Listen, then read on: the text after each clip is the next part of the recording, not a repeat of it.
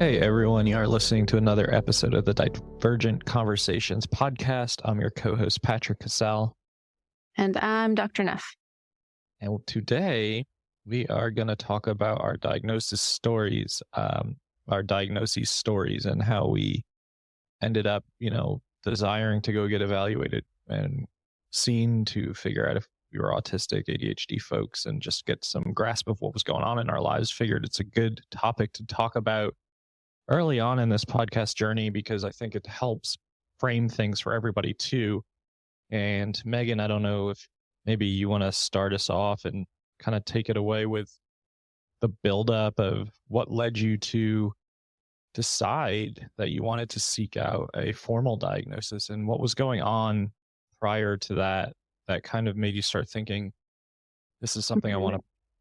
Yeah, it's interesting because I think you and I have different diagnosis journeys in the sense that when I've heard you talk about it, there was an element of surprise to it.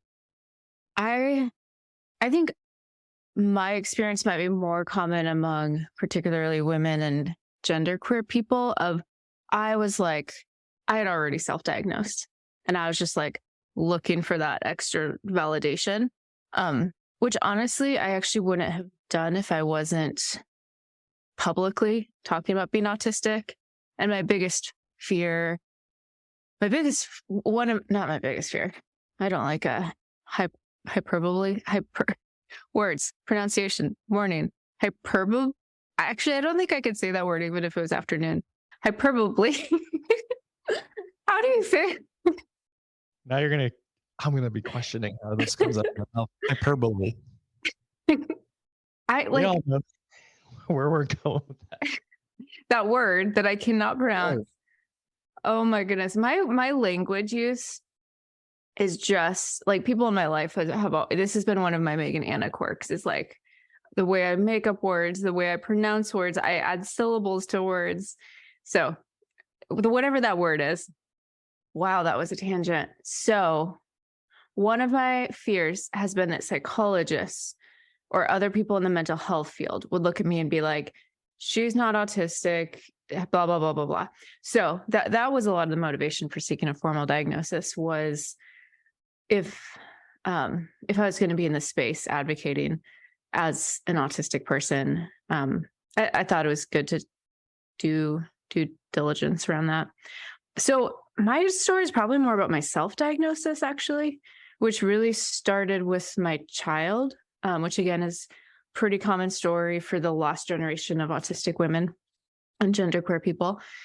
And my kid's diagnosis was also a bit of a surprise, even though it's so interesting because my training as a psychologist in some ways made it easier to see my child and in other ways made it harder, because probably for a couple years leading up to their diagnosis, there'd be a time where, because they'd already been diagnosed with ADHD, I'd been like, this feels different than ADHD. And I'd maybe Google autism. And then my husband and I would talk about it and we'd come up with some reason why it wouldn't make sense. But then we had I'm noticing I'm struggling to talk about it. My child has given me permission to share their story, but as they're getting older, their feelings on that might change. So I'm trying to be descriptive while also being vague. But there was an experience that, looking back, was very much them interpreting something literally and having a really big reaction, which we'd been coding as dramatic and all the things autistic girls get coded as. And we went on a walk after the kind of meltdown, and I was like, hey, did you actually believe what Dad had said in that moment? It was very... Okay, it's not going to work to be super vague about this. So I'll tell the descriptors of the literal thing. We're a vegetarian family. We have been for years. And my child was asking, is there meat in this? We had nachos one night. And there's a lot of kind of checking behavior. And so, and my husband said jokingly, yes, there's meat, which it's a question that happens pretty much anytime we have any sort of fake meat. And that's what led to the big reaction. And based on context cues, based on knowing our family culture, like it would not be meat. So that was what they had taken literally and had a big reaction to. And then on our walk is when, and this is a very autistic thing. I think a lot of parents like think through, try to figure out their kid's diagnosis before just bringing it up to their kid. But I've always been very honest and open with my kids. They were also 10, 11 at this time. But I was like, hey, what if it's something like autism and not ADHD? And their response was really incredible around it. Was like, I'd still be me. We would just like understand me differently or understand me better. It wouldn't change who I am. So that started a rabbit trail of learning about autistic girls. And we decided that day, like we went on a TikTok binge actually, and we're learning all of these things about autistic girls, and her whole story made sense. My whole experience of parenting her made sense. I was very confused by parenting this child, and so many things clicked into place, which of course ignited my special interest energy. And that then led to hours and hours of research around autism in girls and then autism in women. And then learning that typically when a child's autistic, one of the parents is on the at least broader autistic phenotype, however we feel about that term. And at first I was like scouring my husband's tree because he's very introverted and like systems. So on one hand that made sense, but he understands social cues in a way I don't. So then I was looking up my family tree and I was like, oh, I see it. And I see it in me. It was really cool. I have access to a ton of psychological data on me because in my training, I did an IQ test. I did like pretty much any personality test or assessment I would give to a client, I've given to myself. So I had a ton of data. So I was doing the research. I was doing the like AQ and the screeners you can do online. But then I was looking through all of my psychological data, even things like when I did my IQ test, my processing speed and working memory were so low compared to like my verbal intelligence and my other forms of intelligence, which is really classic of a autistic ADHD profile. So that's kind of my story. Was it started with my kids' discovery, which led to special interest, which all of a sudden in my life felt like it clicked into place. And within a week of doing the research, I knew I was autistic. I remember I have a very distinct memory of sitting across from my husband and telling him I feel at peace in my body for the very first time in my life. And not because my body is suddenly magically an easy place to occupy. It's not, but I wasn't at war with it anymore. I wasn't like, the best way to describe it is I was bracing for impact constantly. And all of a sudden, I realized I was doing that. I realized I'd been doing that for 37 years. And it just, I felt aligned. I felt aligned for the first time. Thank you so much for sharing that and your daughter's story as well. And it sounds like once that realization came to place between the two of you, it was almost as if everything started to align and make sense. And I want to circle back to a couple of things that you said because I think it's important for people who are listening. So one, the moment where your husband was joking about like, yeah, there's meat in this, and that joke just completely being taken literally, and the inability to parse that out or differentiate between that is so common, right? And gets often missed and leads to that meltdown or that frustration and that shutdown in general. And then you mentioned something prolific that your daughter said at how old? 11, 10? 10 at the time. Yeah. I mean, she's always been very like 10 going on 30, she's always been at 2, like a little philosopher. I love that she was like, yeah, I'm still going to be me. Mm-hmm. Yeah. Just understand me in a different way. And I think that's really profound, one, and just beautifully said. Yeah. That moment has stuck with me for so long because I think I was more afraid of the diagnosis than she was. I was going to ask you about, you said that you were trying to rule out autism, right? Like ADHD's here, but then Uh-huh. my husband and I are like looking at autistic traits and then saying, Mm. convincing ourselves like, no, it can't be that. Yeah, I mean, and I think there certainly could have been some ableism in that. I think it was more like she's very um like she, especially when she was younger, would love to talk with people and very like seeking out of people and now we know this, like autistic girls can be hyperverbal. She definitely was. Um and so and it was more because of our stereotypes of autism that we were like, yeah, pieces of this fit, but then that. And then my husband also, he at the time was in education. And this has been an interesting conversation with him around diagnosis. The kids that get identified in education systems typically are kids who also have pretty significant learning disabilities with the autism, which our daughter does not. So she presents differently than also like the kids that he was used to like associating with autism, which again, we know this, right? When we look at highly intelligent, and I apologize, this research has been reported in the gender binary, so I'm sticking like, so I'm reporting it in the gender binary. But when we look at highly intelligent girls to boys, the diagnosis is 9-to-1, meaning 9, what used to be considered Asperger's, 9 boys to every 1 girl identified. Obviously, we know that's not the true ratio. That's the ratio being identified, which means these smart autistic girls, we just don't understand. We don't understand how it presents, what it looks like. So it's more that I think that made it hard to recognize was the gender bias, I think.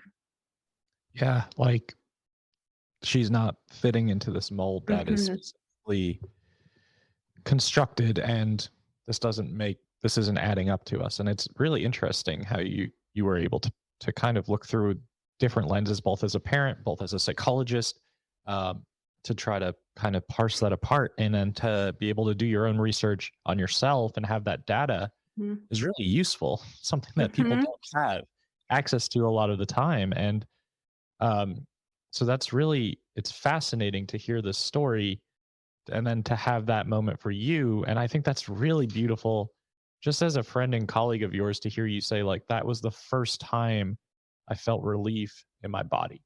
And Mhm. I like that you named, it doesn't mean it's made it any easier of an experience, Mm-mm.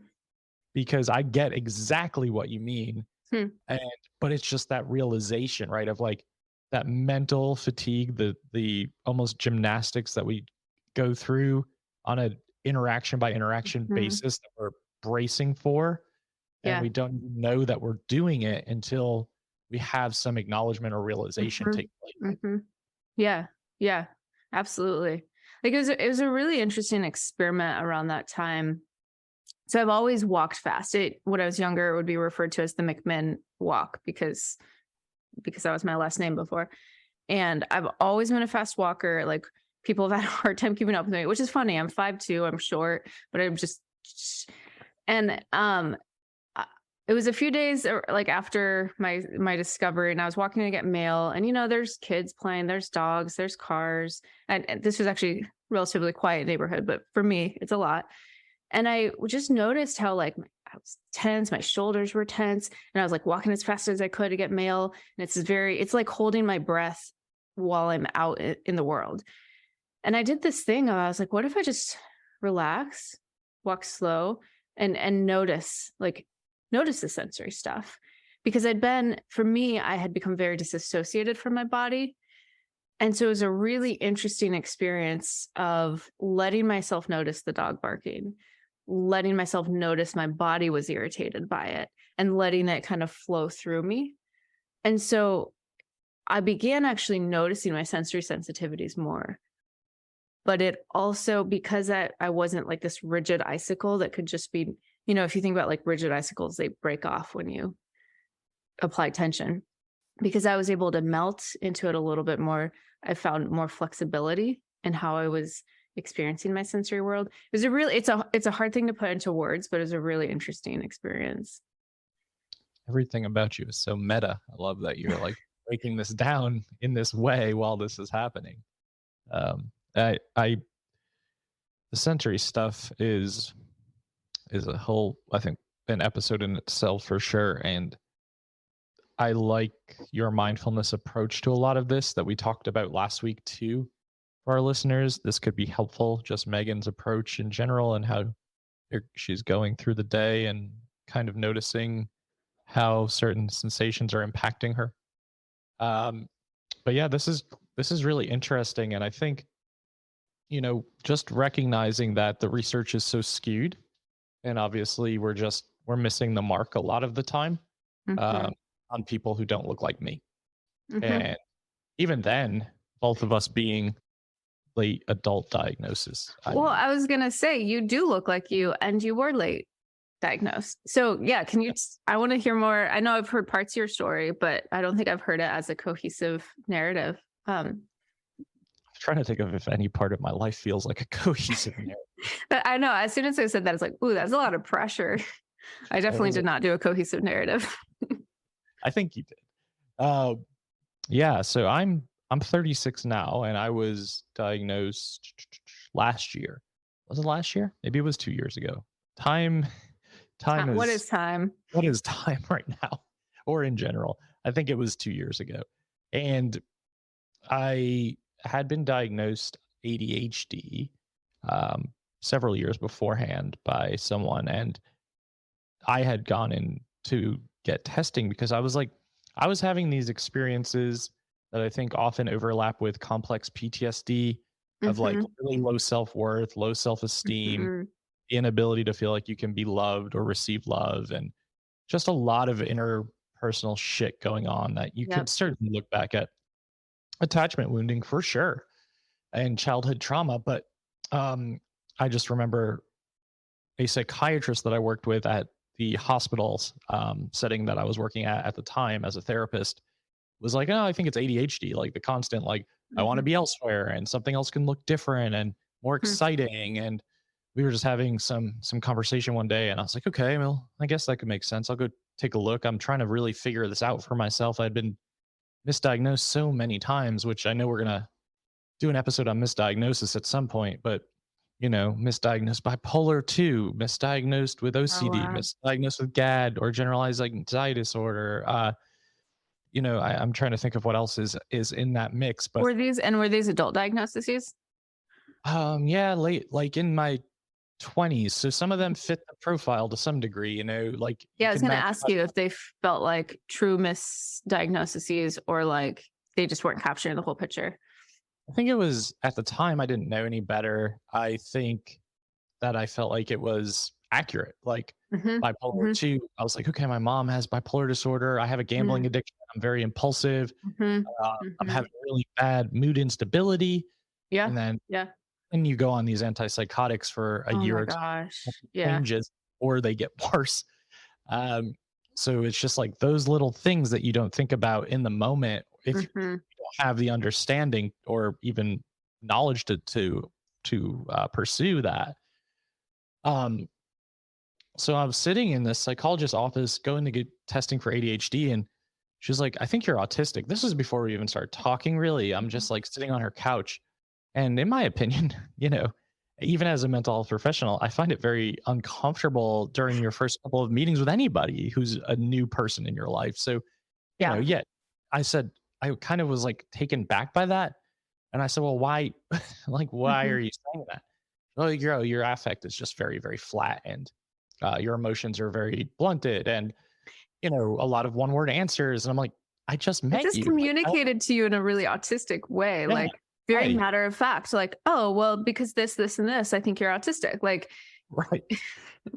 And I'm like, well, no, I'm not here for that. Like, I'm here to get testing uh-huh. on ADHD. And I think she probably was like, oh, okay, I'm just gonna, But she backed do off. what you want to Yeah. do. And get this formal diagnosis of ADHD. It all makes sense. It all clicks. Uh-huh. And for a couple of years, I'm feeling like, okay, I've got a good sense of what's going on in my life and areas that I really need to kind of get some more clarity on and work through because it's impacting me. What I started to realize, like over the last couple of years, was the constant feelings of loneliness and disconnection in every Mhm. social interaction that I experienced. And Mhm. that was just Mhm. like with people who I know, like logically know, they care about me, they love me, they they have my genuine best interests at mind, whatever, even my wife, um, or close friend group. And just really feeling like in every social situation, Mhm. I was just really struggling Yeah. and realizing that that has been my entire existence of Mhm.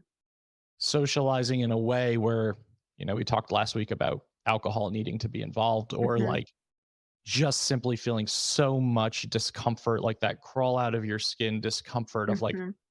I just got to get the fuck out of this situation. And it made feeling connected really challenging. And weirdly enough, this is probably not going to make a lot of sense for a lot of people, but my turning point of figuring this out was being at a conference in Hawaii, a therapist conference in Hawaii a couple of years ago, and going to see the Anthony Bourdain movie that had just come out because I'm just have always been a huge fan, and was watching his experiences in the movie, and they were talking about like his close friends and colleagues about like the constant loneliness and disconnection and Mm. always wanting to be on the go, but always wanting to come back home and feeling that push pull, but never really feeling belonging. And I just remember having lunch with a friend, and she was like, I think you should just maybe go get tested and Mm. see if you're autistic. And I was like, I don't know. It was definitely my own ableism coming out, but I was like, no, like that's not a thing here. That's not what we're gonna be, that's not what I want to look at. And I don't think that's true.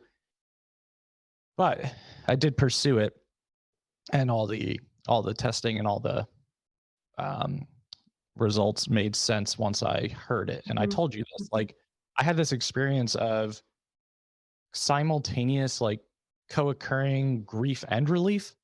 Yeah. And Yeah. just was that process of like Mhm. relief, right? Like you almost said, like the first time you had felt this feeling of relief in your body, for sure. Like, Mhm. okay, this all makes sense. Childhood makes sense. All these Yep. interactions make sense. Like, and then grief of fuck, I don't know how to move through life now And it's because permanent. it's permanent. And Yeah. and it was framed in the way from this psychologist of like, and you're going to need to constantly have adaptation to be able to Mhm. get through life because of how challenging life is Mhm. going to be. And I'm thinking in my head, I'm 34 years old. Like Life has already I'm been fucking challenging. It hasn't changed. yeah. Yeah. So, Huh. that was, I didn't have that really profound moment that your daughter had where it was like, yeah, but I'm still just me. And Mhm. other people told me that, like my wife and some close friends were like, but you're still you. Like it doesn't Mhm. change anything. And I was like, but I think it changes everything actually. For me, it changes everything. Yeah.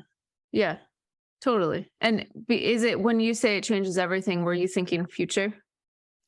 Yeah, I think it Mhm. was all about the future and seeing everything through this autistic lens now. Mhm. And then I do this thing, and I don't know if you are, guilty of this to some degree too, but starting to make associations of everything about like, is it because I'm autistic? Is this because Mm. is my Yeah. social everything? Yeah. And Yeah. so it's been an interesting journey, but I would say that it has given me permission once I've moved through the acceptance stage of who I am and the identity and the struggles that I experienced, that it has given me permission to just feel more comfortable in who I am too. Yeah. Yeah. And I'm sure this can, we can have a episode on unmasking and masking at some point in time, but it almost allowed me to start unmasking more because I started to ask for what I needed and Totally. state how I was feeling and why I was doing something. Yeah. Because we get this societal pressure to show up a certain way, socialize a certain way, communicate a certain Absolutely. way. And instead I was just like, fuck this. That's not who I Mm. am. And I can't do it anymore because Yeah. it feels like that pressure is just building and building and building. And it just feels insurmountable at the end of the day. Mhm. Okay, I'm having associations. I'm not sure it's gonna make sense. But this idea of you feeling more comfortable and then grief, I kind of wonder if they're the flip side of the same coin. Um, because I definitely experienced, like, I became more aware of my social awkwardness after my diagnosis. I think I always knew I was like intellectual and like would be kind of overly academic in my conversation with people, but and then I could be awkward, but I didn't really, I think I intentionally didn't focus too much on it. But then after my diagnosis, I realized how awkward I could be. And like all of a sudden, these awkward moments was like, oh, that's because I'm autistic, not because I'm like some like intellectual academic. Like that's a much nicer, narrative. And so there's grief with that. And here's the thing that maybe won't totally tie in, but my thought is, what if part of the unmasking experience is we're grieving the burial of our masked self, in the sense that there's probably some fantasy that the mask that we're working so hard to hold on to is a real self. Because like Pinocchio wanting to be a real boy, like wanting to be a neurotypical, we're burying that when we unmask, and there's grief in that. And I think on the other side of that is the comfort, but it takes the grief. I was just talking to someone the other day about this, about how part of my freedom socially has come from, I now, not all the time, but 90% of the time, I accept I'm awkward. So if I'm public speaking, or even in this podcast, if I have an awkward moment or I can't say a word, I embrace that of like, oh, that's my ADHD brain combining things, or that's my autism. But I had to grieve that I wasn't my mask before I could be comfortable embracing my social awkwardness and other quirks. Yeah, I've never thought about it that way, but I think you're spot on. And I wonder if that feels really commonplace for adult diagnosed folks, like where you've spent decades of your life trying to act or present a certain way and trying so fucking hard to not be awkward, not be weird, socialize, pick up on cues, Mhm. make eye contact, all the things. And then it is that realization of that's not really who I am. Yeah. Yeah. And then there's the piece of, will I ever be that person Yeah. again? Yeah. The part for me that feels comforting is like the answer that I have when I ask myself that is like, I don't think I want to go back to Yeah. that. Yeah. And this is where I think there's a lot of identity and relational shifts that happen when a later in life diagnosed person is diagnosed and starts unmasking. Because if we're burying an old part of us, a masked part of us, if that's who we've been in our key relationships, like especially if we're in partnerships and marriages, that's gonna have a like significant impact of you're getting to re-know yourself, and then your partner and your family's re-getting to know you. Um, this would be interesting. I would be curious about separations and divorces like the year or two after diagnosis for an adult. Yeah. Yeah. Just because of who someone starts to embrace in terms of their identity, Mhm. and whether or not the other partner can accept, or if it even feels like the same person. Mhm. And yeah, that would be very interesting. How did your wife like how was this journey for the two of you? Yeah, I was gonna say that it sounds like both of us are fortunate to have partners where Mhm. they were pretty accepting Yeah. of this experience, and that's how my wife was. And she Mhm. was one of the groups of people in my life who was just like, I don't think she had a word for it. Maybe like, but I remember calling her. I had gotten the results. I was in New York speaking at a conference and visiting family, which, is a thing. And I just remember calling her and being like really upset and really emotional, which was not my baseline. And I just remember her saying, like, yeah, I don't think I had a word for this, but I think I knew this about you. Like, Mm, this is who mhm. you are. Like, this is Mhm. how you act. This is how you interact. I know what you struggle with. But, I think that just goes to say that I've felt comfortable enough around her to be my true self, to be able to unmask pretty regularly. Um, and I think that felt complicated though. I Mhm. think it felt like I don't think it felt like dismissal, because that's not how it felt, but it was just simply like, yeah, this is just our lives. And I was like, Yeah. yeah, but everything feels so much more complicated for me now. Yeah. Uh, and she's listened to other episodes I've done on autism diagnosis and how I experience social interactions and social gatherings. I know it can be upsetting because Hmm. Hmm. she's from the South, large Black Southern Oh, family, yeah. very Yeah. traditional, Wow. lots of family interaction, lots of Yeah. gatherings, it's loud. I love them. It's challenging. Hmm. And Hmm. my ideal holiday is like, let's get the fuck away from our families. And her Yeah. ideal holiday is like, let's spend as much time Yeah. with them as possible. Um, so it's been great to communicate, this is what I need, and Hmm. this is what I can endure. Hmm. Uh, because I have to, I don't want to generalize, I have to build up these like reserves of energy Hmm. for Hmm. a 4-hour experience in Totally. situations are gonna be loud, are gonna be chaotic. There's Hmm. gonna be a lot of stimulation. Like, Hmm. have to go into it knowing that I am going to leave it depleted and Yeah. paying for it for days, if not weeks Yeah. at a time. So it's still it's still a work in progress. And I think they're still figuring out, what's how to best make partnership work. Hmm. And, you know, my wife is undiagnosed ADHD, but she's self-diagnosed herself, and I would agree with the diagnosis. Hmm. There's also communication misfires, like mishaps, where I'm receiving information differently than she's putting it out to me, or the Hmm. communication is just missing because of the way we Hmm. interpret communication. And there are often times where she'll say something, and I think I hear it, and I have to say, what did you Hmm. say?" And she's like, "See, you're not listening again." No, it's just I'm not Hmm. processing it. So Yeah. um, Yeah. still work in progress, but happily able to say that at least I know that there isn't shame or judgment here, and that feels really supportive. Yeah. Yeah. What about you? You mentioned you kind of Hmm. knew while going through your daughter's journey. Yeah. I mean, the first time I brought it up to Luke, he was like, "That doesn't sound right," because I'm the one who's always craving like emotional intensity, and I'm the therapist. And then as I was doing more research and like kind of unpacking, like, okay, here's what I found, here's my thinking. He was like, actually, that makes a lot of sense. We met in college.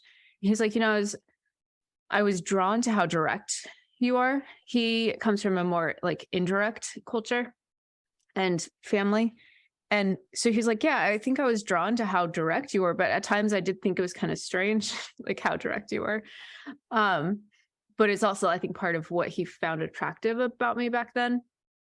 And so it was interesting even to review our history of what he was drawn to about me. A lot of what he was drawn to about me, like my intellectualism, my direct nature, I was very passionate, as you can imagine. At the time, gosh, this could be a whole episode. So my husband and I both grew up fundamentalist. Neither of us are in that tradition at all anymore. But I channeled a lot of my passion and direct nature toward Jesus, which was a socially acceptable thing to do as a fundamentalist girl. It was the only way to be a direct girl. And I would still get in trouble for being too direct, but it was all in the name of like this kind of social justice Jesus. Um, and so I think that was part of how he was experiencing my directness. But yeah, so I think for him, it helped answer things.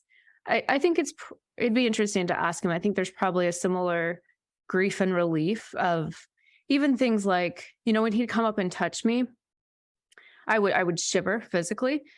And I think we were both confused by that of, am I rejecting, like, why am I rejecting his touch? And I think for him to have a narrative of, oh, unexpected touch, it's not me that she's rejecting, it's unexpected touch. Like, I think little things like that, and that's not a little thing. Touch is a big thing in a marriage.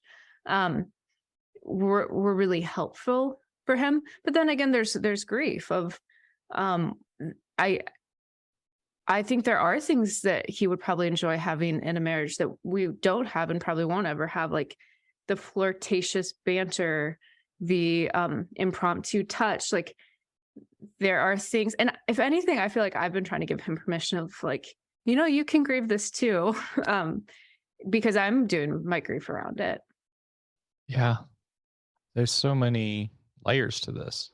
And I can relate with the impromptu, unexpected touch too, because my wife Aria will say the same thing. Like, you shiver when I touch you, or like Hmm.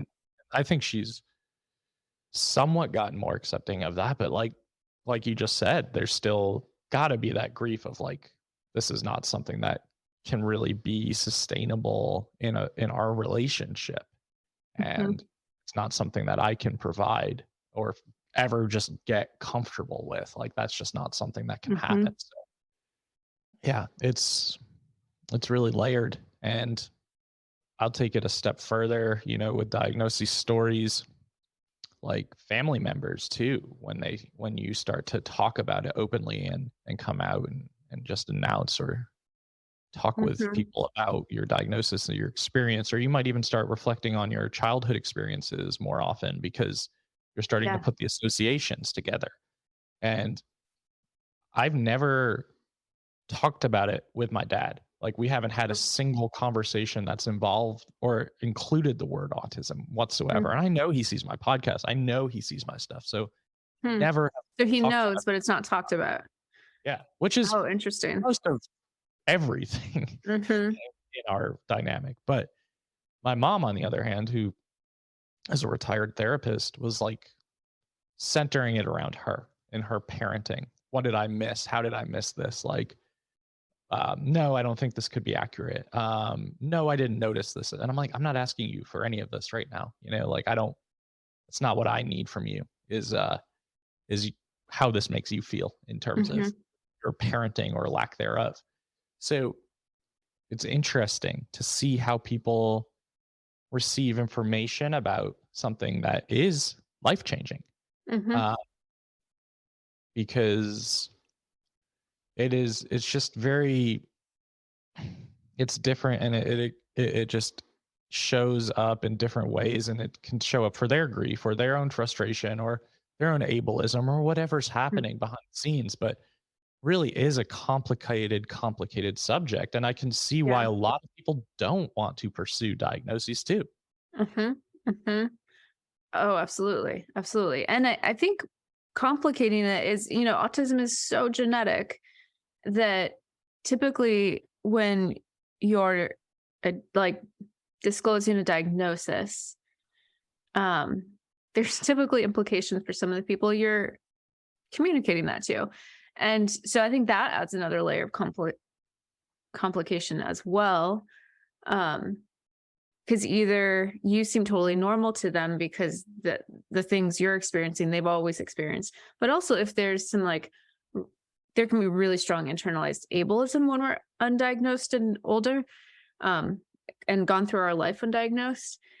And so I think all of that can get stirred up unconsciously and consciously for the family members that are being told this. I mean, yeah, it is self disclosure and family is really complicated, really quickly. Yep.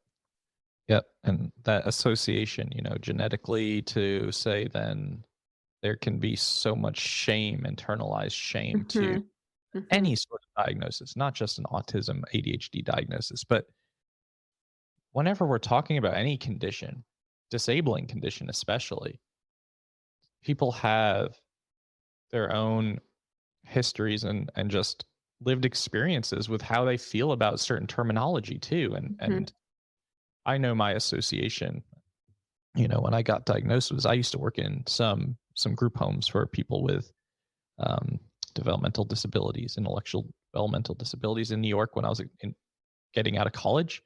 And my immediate association was like, yeah, but like, I don't struggle with any of these things, which is mm, my own ableism showing up at that yeah, time.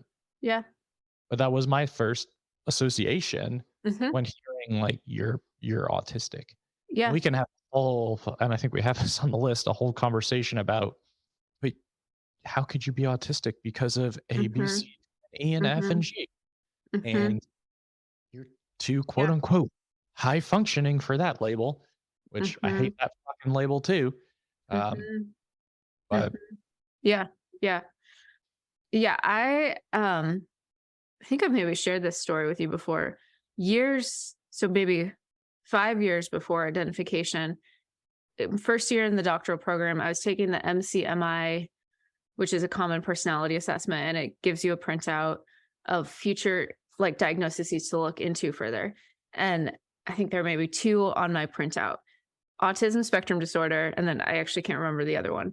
And I remember the moment of looking at that and being like, like what the hell? Like, no way. And exactly what you're saying, like a ton of ableist associations came to my mind in that moment of like, there's no way that's me. And sometimes it's helpful for me to go back and remember that moment because I have done so much deconstruction that I think I can not have as much patience for people who are earlier in their journey of addressing ableism. So being able to point back to be like, oh my gosh, there was so much ableism in me, um, that was showing up in that moment. It's helpful for me to be able to kind of access empathy for other people who are, um, newer to this journey. yeah, absolutely. I mean, and this is a journey that even as a mental health worker and, you know, I I'm still learning all the time. Hell, I'm still Oh, yeah, learning I still have from you ableism pop up left and right. Yeah, yeah. because it's just so deeply rooted and conditioned in us Mhm, and society too. And it's doing the work to deconstruct is crucial. mhm, But that doesn't mean mhm. that there are not moments where I'm like, ooh, I need to walk that back, or like that's not the phrase I wanted to use there, and I need to Yep. really work on my vocabulary and wording too. And I think it's just also acknowledging that too, and not just Mhm. glossing over it, not just Yeah, yeah, kind of putting it or scraping it under the rug. yeah. But Or even, like, who's included in the conversations. Like, I just did a webinar on alexithymia last week, and as I was reviewing the slides, I was like, I was seeing my bias of, um, I'm really primarily speaking about autistic people and ADHD people who don't have co-occurring intellectual disabilities and who are speaking.